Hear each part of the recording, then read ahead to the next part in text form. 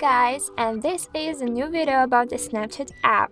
Let's watch it to the very end to get to know how to turn on location mode on this program. So let's go.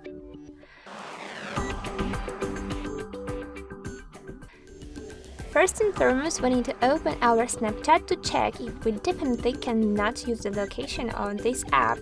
So we just need to click on the map option at the bottom bar of the screen.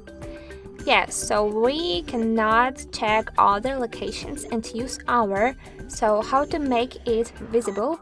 We just need to go to the settings option, scroll down the whole list to find the Snapchat app on it. Okay, well done. Later we need to go to the location, the first section, and as you can check right now the never option is activated. We need to change the settings after tapping on the always. Well done, let's check the result after going to the Snapchat, and as you can check, I had deactivated, turned off this application to refresh it, and right now let's check the result after going to the same map section. Well done, as you can check, we are visible for others and our location is definitely activated.